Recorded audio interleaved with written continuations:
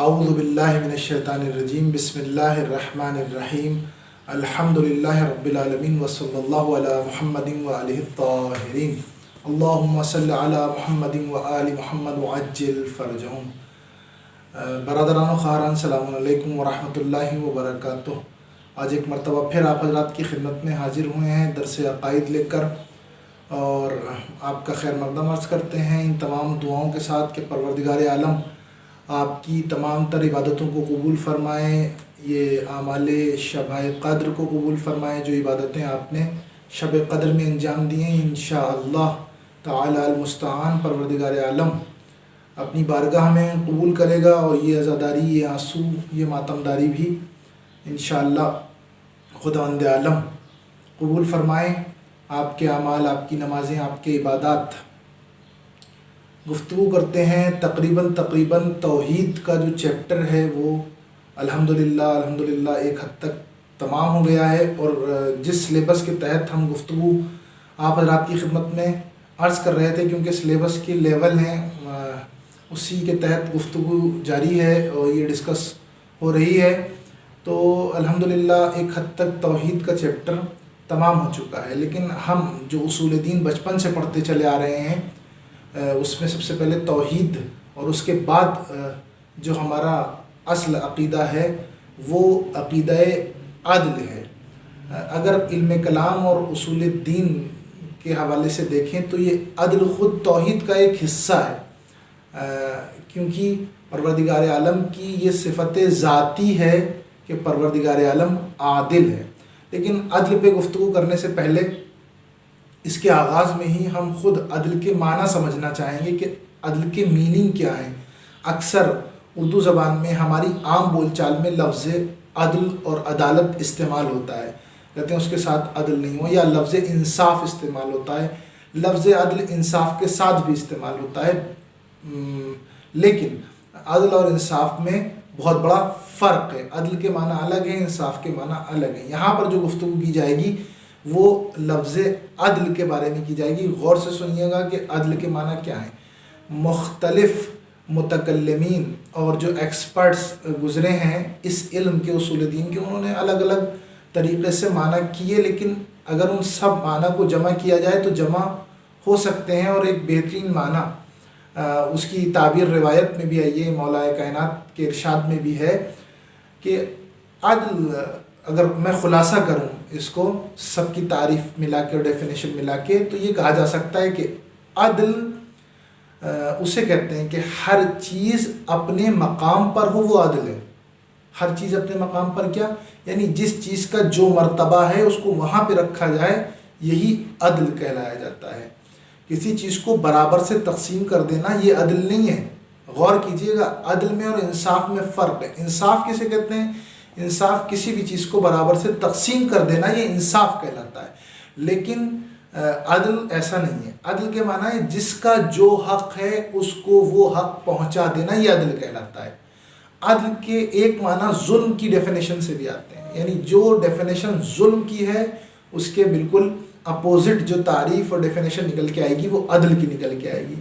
ظلم کسے کہتے ہیں؟ ظلم یعنی کسی چیز کو اس کے مقام، اس کے مرتبے سے ہٹا دیا جائے، ٹھیک ہے نا، تو اس کو ظلم کہا جاتا ہے۔ مثلا میں مثال دوں کہ ٹوپی جو میں نے پہن رکھی ہے یہ سر پہ رکھنے کی چیز ہے، اگر اسے کوئی دیوانہ اپنے پیر میں پہن لے تو یہی اس ٹوپی کے ساتھ ظلم ہو جائے گا، اور یہ ظلم کہلایا جائے گا۔ مثلا جسے ہم کہہ سکتے ہیں کہ ایک گلدان ہوتا ہے، اور ایک وہ جگہ ہوتی ہے جہاں پر انسان اپنا لعاب دہن پھینکتا ہے، تھوکتا ہے، تو اگر کوئی انسان گلدان میں تھوکنے لگے تو یہ ظلم ہو جائے گا، ٹھیک ہے نا، کیونکہ گلدان گل رکھنے کی جگہ ہے، پھول رکھنے کی جگہ ہے، لہذا اس نے یہ ظلم کیا۔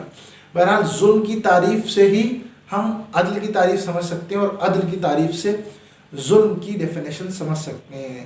عدل یعنی کسی بھی چیز کو اس کے حق، جہاں اس کا حق ہے وہاں پر اس کو پہنچانا یا رکھنا، یہ عدل کہلاتا ہے۔ اگر وہ حق پہ نہیں پہنچتی ہے تو یہی ظلم ہو جاتا ہے۔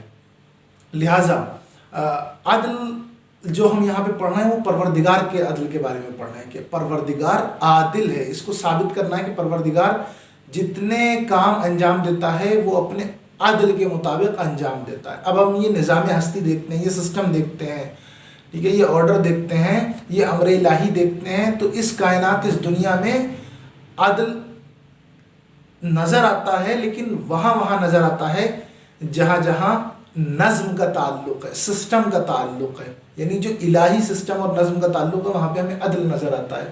جیسے میں نے شروع میں بھی عرض کیا تھا کہ خود سورج کا نکلنا، چاند کا نکلنا، پانی کا برسنا، یہ سب ایک سسٹم اور نظم کے تحت ہے۔ تو یہ نظم اور سسٹم عدل کی بنیاد پر ہے۔ اس کی وجہ یہ ہے کہ خود عدل جہاں بھی قائم ہوگا اس کی دو وجہ ہوں گی، اس کی دو دلیلیں ہوں گی، دو علتیں ہوں گی، دو ریزن ہوں گے اس کے۔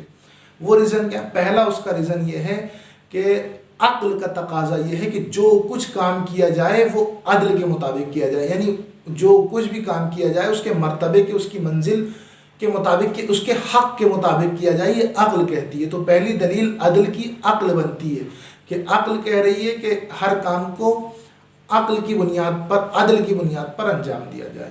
دوسری دلیل جو ہے وہ یہ کہ دنیا میں عدل کو اس لیے نافذ کیا جاتا ہے کہ تاکہ لوگوں کے حقوق کی ادائیگی ہو سکے۔ اگر عدل نام کی کوئی چیز نہ ہو اور ظلم ہی ظلم ہو تو ہر انسان ظلم کا شکار ہوگا، اس کسی کے بھی حق کی ادائیگی نہیں ہو سکتی ہے، بلکہ تمام کے تمام حقوق کی پامالی عام ہو سکتی ہے اور ہوتی ہے عام طور پہ۔ جہاں جہاں عدل نہیں ملتا وہاں لوگوں کو حق نہیں پہنچتا، ان کا جو حق ہوتا ہے۔ آج ہم اگر دنیا کا مشاہدہ کریں، اپنے ملک کو دیکھیں، آس پاس دیکھیں اپنے، تو کہیں بھی صحیح طریقے سے عدل نظر نہیں آتا۔ عدل نظر یوں نہیں آتا کیونکہ عدل الہی کی حکومت قائم نہیں ہے۔ وہ جو سسٹم کا عدل ہے جس میں کوئی دخل اندازی نہیں کر سکتا، وہاں تو ظاہر سی بات ہے عدل نظر آئے گا، لیکن حکومت کے لیول پر لوگوں کی نیت سے، لوگوں کی نظر سے، مزدوروں کو، غریبوں کو اگر دیکھیں، ہم نادار اور لاچاروں کو دیکھیں، تو یہ صرف اور صرف ان کا حق اس لیے مارا گیا کہ عدل کی رعایت نہیں کی گئی۔ لیکن حقیقت اگر دیکھیں تو یہ ہے کہ پروردگار عالم عادل ہے اور اس کا ہر کام عدل پر ڈیپینڈ کرتا ہے۔ لیکن عدل کا معنی ہرگز یہ نہیں ہوتا کہ ہر بندے کو ہر چیز پہنچا دی جائے۔ میں مثال دوں، یہاں پر ایک ٹیچر کی مثال دیتا ہوں۔ اگر ایک عادل ٹیچر ہے، ایک ایسا ٹیچر جو عدل سے کام لیتا ہے، تو اس کی ذمہ داری نہیں بنتی ہے کہ ہر اسٹوڈنٹ کو، ہر طالب علم کو وہ آ کر کیا کرے، ہر طالب علم کی تعریف کرے۔ نہیں، ہر طالب علم کی تعریف نہیں کرے گا، یا ہر طالب علم کو وہ ڈانٹے، ہر اسٹوڈنٹ کو وہ مارے پیٹائی کرے، اس کو مثلا جو کام نہیں کر پا رہا ہے اس کی تنبیہ کرے۔ کیا ایسا ہوتا ہے؟ نہیں۔ عادل ٹیچر کا تقاضا نہیں ہے کہ سب کی تعریف کرے گا یا سب کو ڈانٹے گا۔ بھئی جس کی جیسی استعداد، جیسی اس کے اندر کوالٹیز ہیں، جیسی اس کی میموری اور جیسا اس کا علم حاصل کرنے کا طریقہ، ذوق، شوق ہے، اس کی بنیاد پر وہ اس کی تعریف کرے گا، اور اسی کی بنیاد پر، اس کی نااہلی کی بنیاد پر اس کو ڈانٹے گا، ڈپٹے گا۔ یہ ایک عادل ٹیچر کی علامت ہے۔ تو یہی ہم دیکھتے ہیں خداوند عالم کہ یہاں پر اس کے عدل کا تقاضا یہ ہے کہ وہ جس کو جو دیتا ہے، جو صلاحیتیں دیتا ہے، جو مال دیتا ہے، اس کی استعداد کے مطابق دیتا ہے، اس کی صلاحیتوں کے مطابق دیتا ہے۔ لہٰذا یہاں پر انگلی اٹھانا کسی بھی لحاظ سے وہ عدل الہی پر، کیونکہ وہ جانتا ہے، اس نے اپنی مخلوق کو خلق کیا ہے، وہ جانتا ہے کہ اس کی طینت، اس کی سرشت کیسی ہے، اس کو کیسا بنایا ہے، لہٰذا اس کے مطابق اس کو دیتا ہے۔ اور ہمیں دیکھنے میں آتا ہے کہ بہت ساری دعائیں بھی ہماری اسی لیے قبول نہیں ہوتی کیونکہ پروردگار عالم کی حکمت اس میں پوشیدہ ہوتی ہے۔ لہٰذا اس کی حکمت اور اس کے عدل کا تقاضا یہ ہوتا ہے کہ وہ انسان کو وہ اسی لحاظ سے دیتا ہے۔ اب یہاں پہ ہم دو دلیلیں پیش کرتے ہیں عدل الہی کی۔ پہلی چیز یہ ہے کہ عدل الہی کی دلیل جو ہے وہ یہ ہے کہ ظلم ہر انسان جانتا ہے، ہر صاحب عقل انسان جانتا ہے کہ ظلم ایک قبیح عمل ہے، ایک بری چیز ہے۔ عقل یہ کہتی ہے کہ ظلم ایک بری چیز ہے، تو لہٰذا کوئی بھی عقل رکھنے والا جو عقل کا صحیح استعمال کرتا ہے وہ ظلم نہیں کر سکتا۔ وہ جب ظلم نہیں کر سکتا تو کس چیز سے کام لے گا؟ عدل سے کام لے گا۔ اور پروردگار عالم کی ذات وہ ذات ہے کہ جو محض عقل ہے، پیور عقل جہاں پہ کہا جائے گا، کیونکہ وہ عقل کو بنانے والی ذات ہے، وہ خالق عقل ہے، لہٰذا کوئی بھی اس کا فعل خلاف عقل نہیں ہو سکتا۔ جب خلاف عقل نہیں ہو سکتا یعنی خلاف عدل نہیں ہو سکتا، لہذا اس کے عدل کی ایک دلیل یہ ہے کہ اس کے سارے کام، سارے افعال، سارے فعل عقل کی بنیاد پر ہوتے ہیں۔ دوسری جو دلیل ہے عقل کی، وہ عدل کی جو دلیل ہے وہ یہ کہ عدل کے مقابلے میں کیا ہے؟ ظلم۔ اگر انسان کوئی بھی عدل نہیں انجام دیتا ہے تو وہ ظلم کرتا ہے۔